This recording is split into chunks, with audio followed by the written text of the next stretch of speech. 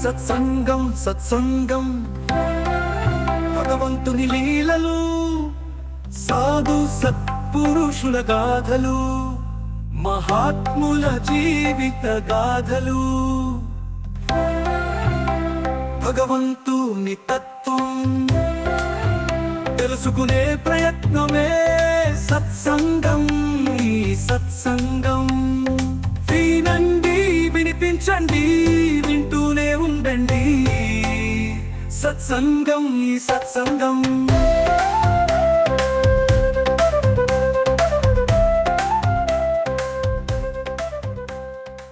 మాట్లాడితే మరణం. ముందుగా మోహనవాణి శ్రోతలందరికీ శుభోదయం, శుభ గురువారం.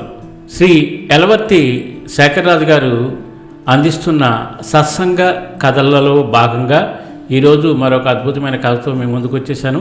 ఇంకా ఆలస్యం చేయకుండా ఆ కథ ఏమిటో వినేద్దాం. ఒకానొకప్పుడు ఒక రాజుకు సంతానం లేక బాధపడుతూ ఉండేవాడు. సంతానం కోసం అతడు ఎవరు ఏమి చెప్పినా, అంటే యజ్ఞయాగాలు, హోమాలు, నాగప్రతిష్ఠ చేయడం అన్నీ చేశాడు. కానీ అతనికి సంతానం కలగదు. ఒకరోజు పక్క గ్రామానికి ఒక గురువుగారు వచ్చారని తెలిసి అక్కడికి వెళ్ళి తనకు సంతానం కలగకపోవడానికి కారణమేమి అని అడిగాడు. తనకు సంతానం కలిగేలా ఆశీర్వదించమని కోరాడు. అప్పుడు ఆ గురువుగారు దివ్యదృష్టితో ఆ రాజు గత జన్మ వృత్తాంతం చూసి, నీ గత జన్మలో నీ పాపాలే నీ సంతాన లేమికి కారణం. నీకు ఈ జన్మలో సంతానం కలగదు, నేనేమీ చేయలేనని అన్నాడు. ఆ రాజు ఎంతో దుఃఖంతో, నిరాశతో తన నగరానికి బయలుదేరాడు. ఆ గ్రామం చివరకు వచ్చినప్పుడు ఆ గురువుగారి శిష్యుడు వారికి ఎదురొచ్చాడు. అతడు, ఓ రాజా, ఏమీ ఇంత నిరాశగా ఉన్నారు అని అడిగాడు. ఆ రాజు, నాకు ఈ జన్మలో సంతాన ప్రాప్తి లేదట, సంతానం లేని ఈ బ్రతుకు ఎందుకు అని విచారంగా చెప్పాడు.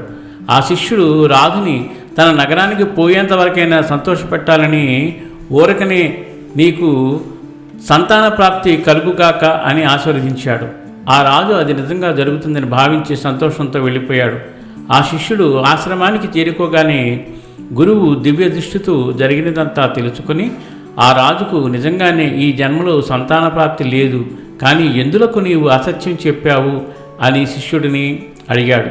ఆ శిష్యుడు, రాజుని కొద్దిసేపు ఆనందంగా ఉంచడం కోసం అలా చెప్పాను అన్నాడు. నీకు అసత్య దోషం వలన ముక్తి కలుగదు. నీవు ముక్తిని పొందాలంటే ఈ అసత్య దోషాన్ని పోగొట్టుకోవాలి. అందుకోసం నీవు ఇప్పుడు ఈ శరీరాన్ని వదిలి వారికి కొడుకుగా జన్మించు. మరుజన్మలో ముక్తిని పొందడానికి అవకాశం కలుగుతుంది అన్నారు.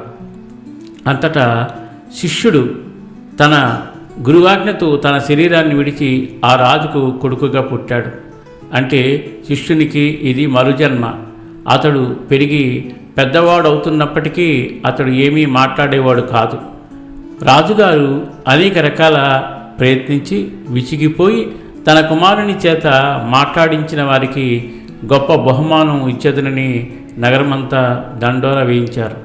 ఒకరోజు ఆ రాజకుమారుని వన విహారానికి తీసుకువెళ్ళాడు. ఆ అరణ్య ప్రాంతంలో ఒక బోయేవాడు పిట్టల్ని కొట్టడానికి ఒక పొదలు పొంచి ఉన్నాడు. కానీ ఆకుల చాటులో ఉండడం వలన ఆ బోయేవాడికి పిట్టలు కనిపించవు. అవి కిచకిచ అని శబ్దం చేయడం వలన పొదచాటు నుండి పిట్టల్ని కొట్టాడు. అవి నేల కొరిగి చనిపోయాయి. ఇదంతా కూడా ఆ రాజకుమారుడు గమనిస్తుంటాడు. ఆ పిట్టలు నేల కొరిగినప్పుడు ఆ రాజకుమారుడు మాట్లాడితే మరణం అని అన్నాడు. అది విన్న భటులు రాజకుమారుడు మాట్లాడాడని రాజు వద్దకు వెళ్ళి చెప్పారు. మరలా రాజు ఎంత మాట్లాడించినా ఆ రాజకుమారుడు మాట్లాడాడు. భటులు బహుమానాల కోసం అబద్ధం చెప్పారు. వీరిని తీసుకువెళ్ళి శిరచ్ఛేదన చేయించండి అని అన్నాడు. మరలా ఆ రాజకుమారుడు మాట్లాడితే మరణం అన్నాడు. ఈసారి రాజు కూడా విన్నాడు. అప్పుడు రాజుగారు, నీకు మాటలు వచ్చి కూడా ఎందుకు మాట్లాడటం లేదు? మాట్లాడితే మరణం అన్నావు, దీని అర్థం ఏమిటని అడిగాడు. ఆ రాజకుమారునికి గత జన్మలో గురుకృప వలన అతనికి గత జన్మ వృత్తాంతం అంతా గుర్తు ఉంటుంది. రాజుకి ఆ వృత్తాంతం అంతా వివరించి, నేను అసత్యం చెప్పడం వలన మీకు కుమారుడిగా జన్మించాను అంటే అప్పుడు మాట్లాడాను, మరణం సంభవించింది. అడవిలో ఆ పిట్టలు మాట్లాడుకున్నాయి, వాటికి మరణం సంభవించింది. ఇప్పుడు నా గురించి ఈ బట్టలు మాట్లాడడం వల్ల వీరికి మరణదండన విధించబోతున్నారు. అందుకే మాట్లాడితే మరణం అన్నాను. ఈ వృత్తాంతం అంతా మీకు వివరించడం వలన నాకు మరణం సంభవిస్తుందని చెప్పి తన శరీరాన్ని విడిచాడు. అతనికి మరు జన్మ కలిగి భగవంతుని చేరుకోవడానికి, ముక్తిని పొందడానికి సాధన చేశాడు. అంటే ఇక్కడ మాట్లాడడం వలన మరణం సంభవిస్తుందని కాదు అర్థం. ఒక అసత్యం అంటే అబద్ధం చెప్పడం వలన అది అనేక జన్మలకు కారణమవుతుంది. కాబట్టి ఇప్పటి నుండి మనం వీలైనంత వరకు అసత్యం చెప్పకుండా ఉండడం వలన మన యొక్క జన్మ పరంపరలను తగ్గించుకొని త్వరగా భగవంతుని చేరుకునే ప్రయత్నం చేద్దాం. చాలా అద్భుతమైన కథ.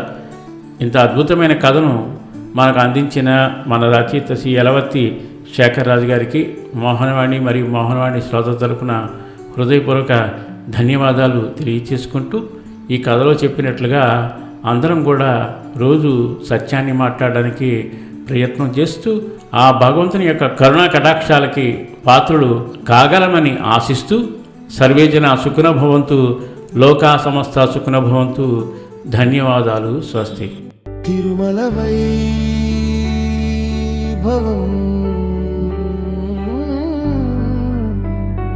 కనులారా కాంచిన వేయి నామాలు కీర్తించిన తనివి తీరనిది స్వామి దర్శనం కలియుగంలో లభించే పుణ్యం. తిరుమల వైభవం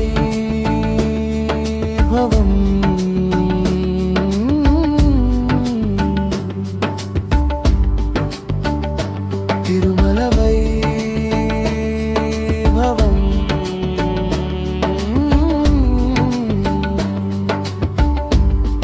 వినండి, వినిపించండి, వింటూనే ఉండండి. మీ మనసు దోచే మోహనవాణిలో వినండి, వినిపించండి, వింటూనే ఉండండి. మీ మనసు దోచే మోహనవాణి